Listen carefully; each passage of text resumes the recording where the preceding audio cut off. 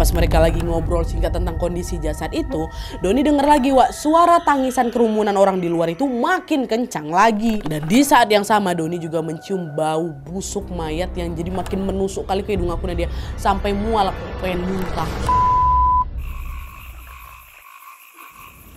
Hai, wassalamualaikum warahmatullahi wabarakatuh. Terima kasih sudah klik video ini.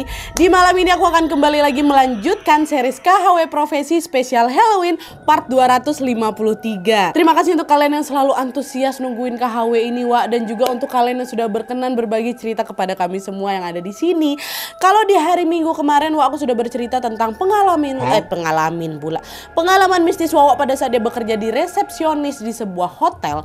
Malam ini aku akan membawakan sebuah kisah horor yang berkaitan dengan dunia kedokteran, Wak. Mungkin kalian sering mendengar isu di mana forensik adalah bidang kedokteran yang menyimpan berbagai kisah mistis di dalamnya. Katanya pasti pernah dengar kayak gitu kan. Dimana biasanya dokter-dokter yang melakukan otopsi pada mayat di stase forensik ini mengalami kejadian ganjil yang tidak bisa dijelaskan secara logika. Nah, kisah horor malam ini, Wak, adalah pengalaman Wawa kita ketika dia bekerja sebagai asisten dokter di stase forensik. Dimana di stase ini, Wak, Wawa yang sebelumnya ini tumpul, yang nggak pernah bisa nengok penampakan yang aneh-aneh kayak gitu, tiba-tiba dihantui oleh rentetan teror mistis yang sangat-sangat menakutkan, bahkan sampai bikin dia trauma berat. Aku Nadia katanya. Nah, penasaran dengan kisah selengkapnya? Jadi tanpa berlama-lama kita langsung masuk aja ke ceritanya ya. Check it out.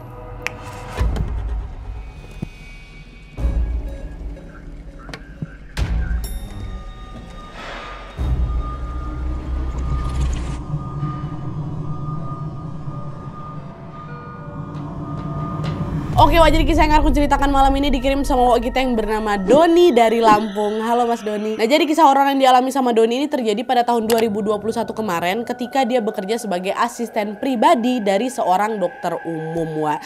Jadi pada suatu hari sepupunya Doni yang bernama Kak Sela menawarkan si Doni ini bekerja sebagai asisten dari dokter kenalannya yang bernama Dokter Fatih.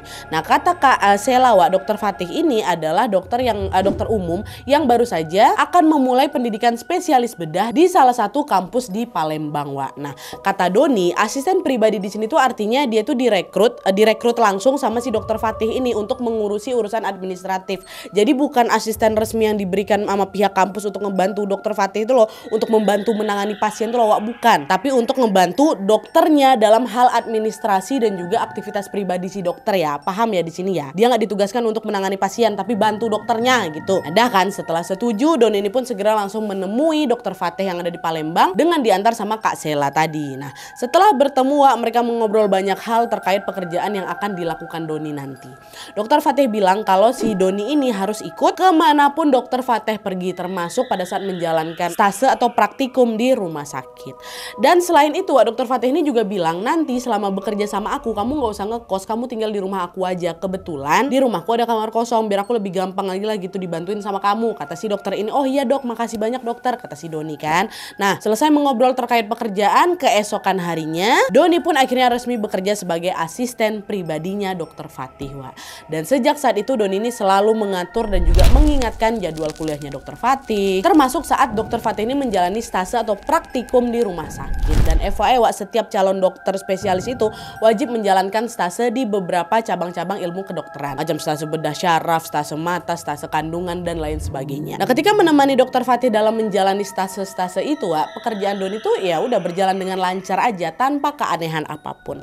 Tapi ketika Dokter Fatih ini menjalani stase forensik, Doni yang notabene-nya adalah asisten pribadinya Dokter Fatih ini mulailah itu mengalami rentetan kejadian mistis yang sangat di luar nalar aku Nadia, kata si Doni. Jadi, Wak, pada suatu hari sekitar jam 8 malam, Doni ini lagi beristirahat di rumah karena memang jam kerjanya sudah selesai. Sementara Dokter Fatih sendiri masih berada di rumah sakit karena ada urusan. Tapi waktu itu si dokter ini nggak perlu didampingi sama Doni, Wak, jadi Doni disuruh pulang lah gitu kan. Nah, pas lagi istirahat ini Doni dapat telepon dari Dokter Fatih. Dia bilang, Don, kamu bisa nggak ini ke rumah sakit sekarang? Aku lagi ada tugas ngotopsi mayat baru ini. Aku butuh bantuan kamu buat ngurusin surat izin ya, kata si dokter. Oh iya dok, siap dok. Saya OTW sekarang ke rumah sakit, kata si Doni kan. Doni pun langsung mematikan teleponnya dan bergegas setelah itu pergi ke rumah sakit malam itu juga.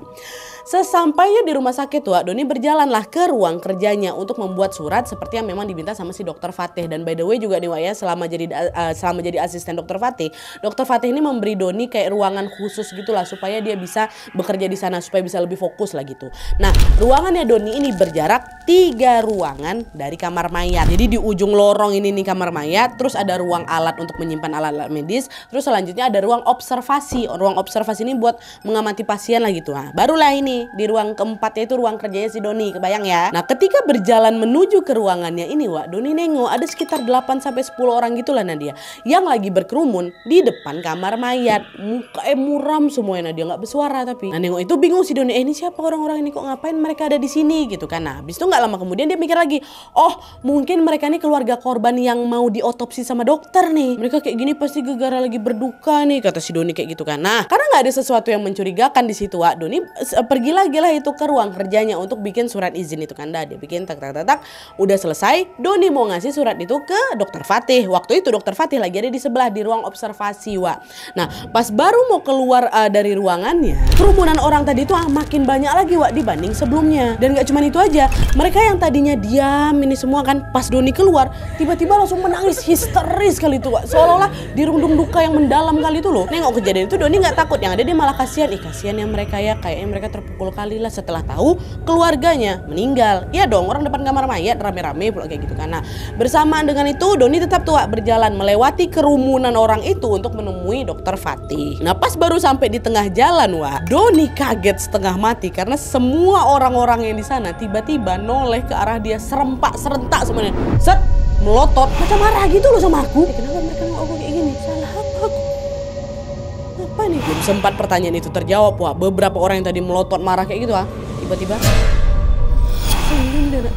senyum. Tapi ada juga beberapa yang masih melotot gitu, tapi sebagiannya lebih banyak itu senyum kaku. Dan semuanya tuh Wak nengok si Doni, semuanya. Nah, karena gak nyaman dipandang kayak gitu, Doni buru-buru lah itu kan langsung masuk dia ke ruang observasi. Ditemuinya lah itu Dokter Fatih. Dan tepat setelah membuka pintu ruangan itu Wak, Doni melihat Dokter Fatih ini sedang mengeluarkan mayat anak laki-laki yang mohon maaf baunya busuk kali Nadia. Terus kulitnya tuh macam bengkak, udah menghitam Wak. Baru dikeluarin tuh dari kantong jenazah. Dokter Fatih yang udah nengok Doni langsung bilang, kasihan kali anak ini Don, dia tenggelam di sungai kurang lebih udah 4 hari, mayatnya baru ketemu hari ini, kata dokter.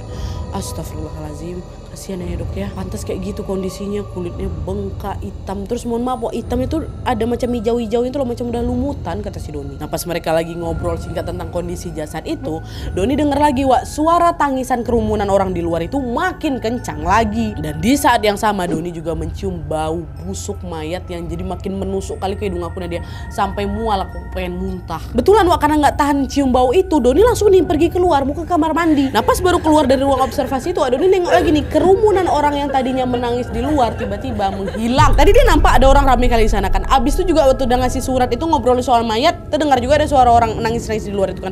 Waktu keluar nggak ada, hilang Nat. Kemana orang-orang tadi? Perasaan barusan ini aku dengar mereka nangis, kok sekarang udah hilang aja. Meski dia ngerasa janggal di sini, Doni menepiskan pikiran buruknya. Dia langsung tetap pergi ke kamar mandi kan, mulai memuntah. Waktu udah selesai muntah itu dibasuh nyalakan wajahnya si Doni. Nah, pas dia lagi fokus mencuci mukanya di wastafel luar Wak, Doni dikejutkan dengan suara tangisan lagi. Suara tangisan beberapa orang dari arah lorong itu. Penasaran Doni kan, Doni intip lah, nggak nengok belakang Wak, tapi dia tengok dari cermin. Dia mau nengok siapa yang lagi nangis dekat belakang dekat lorong nih. Dan by the way Wak, area wastafel tuh memang ada di luar kamar mandi, jadi memang nggak ada pintunya. Jadi si Doni bisa nengok siapa orang yang berada di lorong, ya kan. Nah, pas si Doni itu dongakkan kepalanya nengok ke cermin, Doni baru sadar ternyata suara tangisan itu berasal dari kerumunan orang-orang tadi lagi. Dah muncul lagi deh. Kok mereka datang lagi? Kapan kesininya? Nah, karena penasaran, Doni langsung balikin lah badannya kan untuk memastikan apa yang dia tengok di cermin itu ini benar orang apa enggak nih? Atau jangan-jangan beda kerumunan lagi, beda orang gitu kan. Nah, ketika si Doni membalikkan badan mau ngelihat langsung siapa orang-orang yang lagi nangis ini, kerumunan orang yang tadi tiba-tiba menghilang terus ada lagi Wak. Waktu tengok ke belakang nggak ada, hilang, kosong, nggak ada satu orang pun. Astagfirullah, kok tiba-tiba hilang mereka? Ditengok lagi ke cermin, nggak ada. Wah, ini udah nggak betul nih. Udah nggak betul nih, langsung lah si Doni ini pergi ke ruang kerjanya lagi Wak. Nah, pas dia ngelewatin ruang alat Wak, di situ Doni nengok pintu ruang alat itu terbuka lebar. Nah, karena penasaran Doni refleks lah ngintip lah dia ke dalam. Dan di situ lah Wak, dia melihat ada sosok sosok makhluk tinggi, dia kurus tapi kurus botak, seluruh tubuhnya hitam legam, lagi bejongkok dia di atas kasur pasien yang ada di situ. Makin takut lagi si Doni kan, melari dia terbirit-birit balik lagi ke ruangannya. Dikuncinya pintu, ditenangkan diri di sana. Astagfirullahaladzim, apa tuh? Apa tuh? Nah, nggak lama kemudian Doni dengar pintu ruangannya diketok. Gitu kan. Karena masih takut, Doni nggak mau bukain pintu, dia diam kan. Siapa? Kata dia gitu. Yang jawab, aku Fatih. Kata dokter Fatih, buka pintu ya Don, katanya. Nah, karena yang datang dokter Fatih, ya udah Doni bukalah pintu itu kan. Dan di situ dokter Fatih langsung bilang, Don, aku pinjam dulu ruangan kamu ya. Aku mau ngobrolin rencana otopsi sama keluarganya jenazah yang baru datang. Kata si dokter. Keluarga jenazah anak kecil tadi baru datang dok. Terus yang tadi aku tengok siapa? Jadi pikirkan kerumunan orang yang beramai-ramai menangis yang sambil melototin dia itu kan pasti keluarganya korban kan Wak. Ini ternyata keluarganya baru datang. Iya, mereka baru datang. Emang kenapa? Kamu nengok apa? Dok, tadi mereka udah datang dok, saya lihat. Enggak, di luar nggak ada siapa-siapa. Dari tadi juga saya di sini nggak ada ngeliatin keluarga korban datang, kata dokter kan. Ada dok, ada banyak kali orang ngumpul depan ruang observasi itu, mereka nangis semuanya. Oke, aku pikir itu keluarga korban, kata si Doni. Enggak. Nah, seolah udah paham dengan apa yang terjadi di situ, Wak. Dokter Fatih ini bilang, udah Don, istighfar aja. Bisa jadi yang kamu tengok tadi itu memang bukan manusia. Tapi udahlah, udah nggak usah takut, berdoa aja biar kamu nggak diganggu lagi, kata dokter Fatih kayak gitu. Nah, dengar ucapan si dokter, Doni cuma bisa ngangguk aja, Wak. Dia beresin lah itu ruang kerjanya bentar dan dia langsung keluar mencari tempat singgah selama ruangannya itu dipinjam sama dokter. Tapi Wak, pas baru aja dia melangkahkan mau meninggalkan ruangan itu, tiba-tiba Doni dengar ada macam suara benda keras gitu loh. Nah, dia dibanting dar di arah kamar mayat. Dan rupanya nggak cuma Doni aja yang denger, Wak. Dokter Fatih sama beberapa dokter sama perawat di sana dengar juga. Apa tuh, kata mereka kan. Nah, karena penasaran, semuanya Doni, dokter Fatih sama beberapa petugas lainnya pergilah itu bergegas ke kamar mayat. Ada apa yang jatuh ya kan?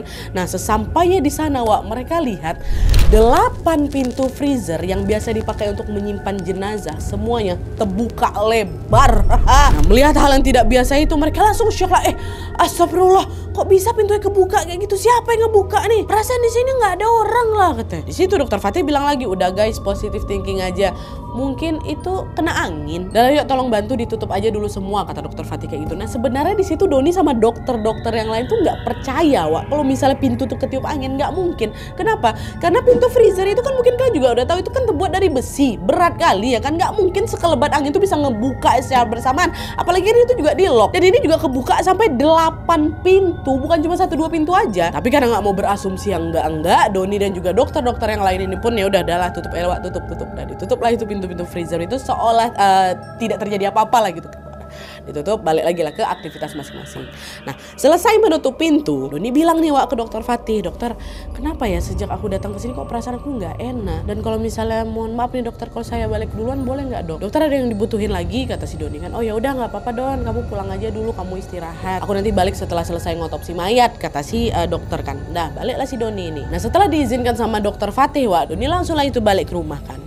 Di sepanjang perjalanan itu Doni terus memanjatkan doa dia. Semoga setelah ini aku nggak dapat kejadian aneh lagi ya kan. Tapi sayangnya, Wak, keinginan itu tidak terwujud sama sekali karena sepulang dia dari rumah sakit nih ya, Doni kembali lagi mengalami gangguan mistis yang kali ini jauh lebih mengerikan dari sebelumnya. Ini yang bikin si Doni makin trauma kali, Wak. Nah, jadi nih, Wak, ya, sepulang dari rumah sakit, Doni ini langsung rebahan lagi tuh di kasur sambil memutar musik sampai tidak terasa dia pun ketiduran.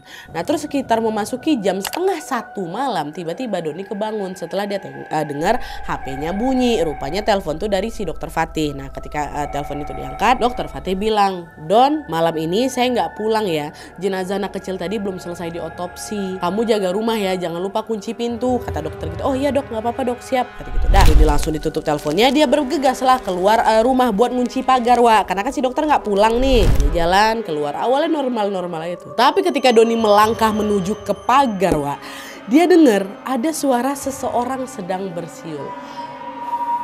Nah, itulah kan. Doni nengok ke kanan ke kiri, nggak ada seorang pun di sana. Ya apa nih, siapa yang bersiul tadi? Nah, khawatir terjadi sesuatu, Doni pun langsung ngunci pagar dengan terburu-buru, Wak. Tapi nih, sebelum aktivitas kunci pagar itu selesai, Doni kembali lagi dengar suara siulan lagi. Tapi kali ini makin keras, Wak. Tepat ada di belakang telingaku. Nah, dia ketika itu refleks Doni langsung balik badan lah kan. Dan betapa kagetnya dia waktu dia balik badan, di hadapannya ada sosok anak laki-laki, wajahnya pucat, kulitnya bengkak, lagi menatap ke arah si Doni. Katanya detik itu juga aku bisa langsung tahu Nadia kalau anak laki-laki di depan aku ini itu adalah jenazah atau korban yang tadi aku tengok di rumah sakit tuh. Ada di depan Doni, Wak. Nengok penampakan itu Doni cuma bisa mematung sebadan-badan, Wak. Dan nengok Doni panik ini si sosok itu jadi macam senang gitu loh. Nah, dia malah berjalan makin dekat lagi ke aku sambil senyum. Dan gak berhenti di situ, si sosok ini tiba-tiba menempelkan telunjuknya ke bibir, terus digoyang-goyangkan di kepalanya. Terus dia bersuara Nadia, tapi pakai suara cewek. Kok kamu pergi sih? Kan aku maunya ditemenin kamu. Katanya. Waktu dia ketawa tuh Nadia sakit kali telinga aku nih. Betul-betul nyaring. Setelah itu aku udah gak sadar lagi. Pingsan aku, Nat, kata si Doni. Pingsan langsung Doni, Wak. Entah berapa lama Doni pingsan waktu itu, Wak, tapi yang jelas waktu dia bangun Doni ini udah ada di teras ditemanin sama 3 orang bapak-bapak. Melihat ada 3 orang asing di depannya ya Doni langsung nanya, "Maaf Pak, bapak-bapak ini siapa? Terus kenapa saya ada di sini?" kata si Doni kan. Nah, salah satu bapak-bapak di situ jawab, "Kami bapak-bapak yang biasanya ronda di sini, Mas. Tadi waktu lewat sini kami nengok Masnya pingsan depan pagar, makanya kami pindahin Mas ke teras," katanya. Nah, denger itu Doni nggak langsung respon, Wak. Dia yang ada langsung teringat sosok anak kecil dengan suara tertawa macam kuntilanak yang baru aja neror dia itu kan. Tapi meskipun takut Doni berusaha untuk menenangkan diri. Dia bilang, "Oh, makasih ya Pak ya sudah bantuin saya. Kalau bapak-bapak mau lanjut ronda lagi silakan Pak, nggak apa-apa. Insya Allah saya udah nggak kenapa-napa kok," katanya si Doni. "Beneran Mas, nggak apa-apa. Di rumah ada siapa? Ada orang nggak?" "Lagi nggak ada sih Pak, tapi nggak apa-apa kok. Bapak nggak usah khawatir. Saya berani kok," kata Doni kayak gitu. "Oh ya udah kalau gitu kami pulang dulu ya," kata si bapak-bapak. Dah, ketiga bapak-bapak ini pun langsunglah meninggalkan si Doni. Mereka lanjut ronda lagi kan. Nah, setelah mereka pergi, Doni pun segera langsung ngunci pagar lagi. Dia langsung berlari ke kamar dan alhamdulillah ketiduran anakku sampai pagi tiba. Keesokan harinya Dokter Fateh baru pulang ke rumah tuh sekitar jam 11 siang. Nah, pas Dokter Fateh ini pulang, situlah langsung diceritain sama si Doni kan semua kejadian mistis yang dia alamin kemarin. Mulai dari dia diplototin sama orang-orang yang dia pikir tuh keluarganya si pasien, keluarganya jenazah, mohon maaf. Sampai kejadian Doni dihantui sama sosok anak kecil yang wujudnya persis sekali seperti jenazah yang mau diotopsi kemarin tuh. Diceritain semua sama Dokter Fateh kan. Nah, mendengar penjelasan si Doni, Wak, gantian Dokter Fateh yang cerita. Don, sebenarnya aku juga ngerasa jenazah yang tenggelam tadi malam tuh agak aneh loh. Entah kenapa ya setelah dia dibawa ke kamar mayat itu mah suasana di sana jadi nggak enak loh Don. Biasanya nggak pernah kayak gitu, orang kami kan biasa juga ngotopsi mayat kan. Ini aneh aja gitu pokoknya di sana. Ditambah lagi setelah aku dengar cerita dari keluarganya, kata Dokter Fatih gitu, Wak. "Nah emang dia cerita apa Dok?" kata si Doni penasaran kan. Nah di situ Dokter Fatih pun akhirnya cerita tentang kronologi tenggelamnya anak ini, Wak, yang bisa dibilang cukup janggal lah gitu. Jadi menurut keterangan pihak keluarga, Wak, sebelum ditemukan meninggal dunia, anak laki-laki yang ternyata bernama Andi ini sedang mandi di sungai sama kawan-kawannya. Nah karena langit udah mulai gelap, teman-teman Andi ini ngajak pulang. "Ayolah Andi pulang yuk," gitu. Nah terus si Andi ngomong, "Udah kalian pulang duluan aja, aku masih mau di sini," kata Andi kan. "Oh ya udah kalau gitu kami duluan ya," kata kon-konnya. Nah baliklah ini kon-konnya kan. Nah pas temannya mau balik ini, Wak, Andi yang masih berenang di sungai itu tiba-tiba teriak minta tolong. Tolong, terus dia teriak ngomong gini, tolong, ada yang narik kaki aku," katanya. Ada yang narik kaki aku. Nah waktu dengar teriakan itu langsung balik badan lagi lah kan, kon-konnya langsung masuk juga nih ke sungai buat nyelamatin si Andi. Tapi sebelum mereka berhasil menolong, Wak, Andi itu udah terlanjur kebawa gitu loh, kebawa sama derasnya arus dan menghilang dari pandangan mereka.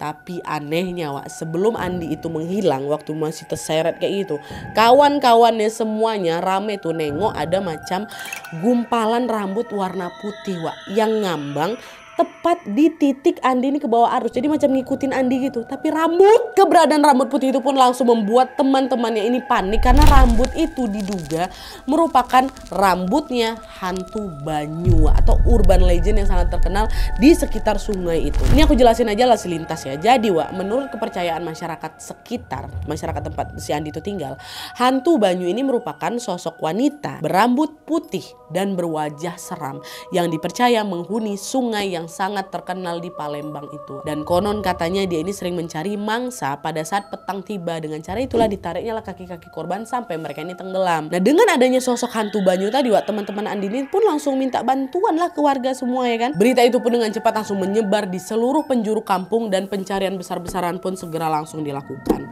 Tapi seperti yang sudah dibilang sama dokter Fatih, wah Andi ini kan ya baru ditemukan 4 hari kemudian kan dalam kondisi yang sudah tidak bernyawa dengan kondisi yang sangat mengenaskan. Entah apakah sosok hantu Banyu tadi itu yang betul-betul menyebabkan penyebab dari tewasnya Andi, tapi Doni sendiri sedikit percaya dengan asumsi itu, wah. Kalau dipikir-pikir, anak laki-laki yang menghantuinya tadi itu tadi pagi tadi malam itu kan sempat berucap, tapi suaranya wanita kan, suara cewek kan. Aku masih mikir ada hubungannya nggak, ini kan sosoknya kan anak laki-laki tapi suaranya suara perempuan, apa jangan-jangan si perempuan itulah hantu Banyu yang udah nyeret si Andi tadi.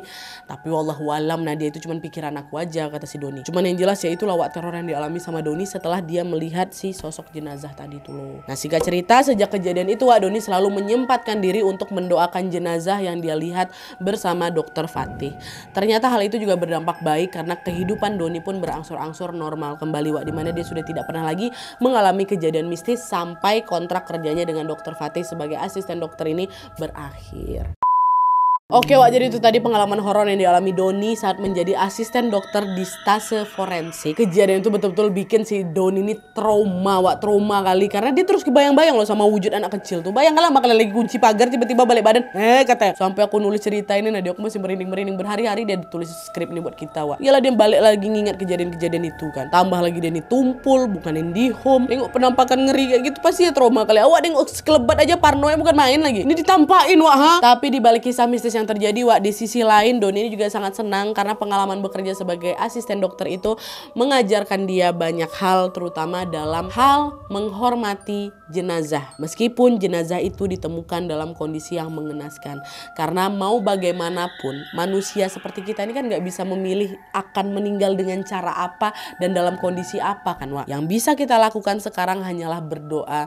Semoga Allah Subhanahu wa taala mewafatkan kita semua dalam kondisi yang sangat baik dan juga husnul khotimah, amin ya robbal alamin. Dan terlepas dari penyebab kematiannya, kita doakan semoga almarhum Andi diterima di sisi Allah Subhanahu wa taala, dan untuk keluarga yang ditinggalkan semoga diberikan kesabaran dan juga kekuatan, amin ya robbal alamin. Oke Wak, jadi sekian dulu videonya, terima kasih banyak yang sudah menonton. Kalau kalian suka video ini, klik like-nya, jangan lupa komen di bawah untuk ide dan saran-saran untuk video selanjutnya. Jangan lupa nyalain notifikasi ya supaya kalian tahu kalau aku upload video baru, and as always jangan lupa untuk klik tombol subscribe supaya kalian sama-sama tahu informasi menarik dan menegangkan dari channel aku. See you next video, bye.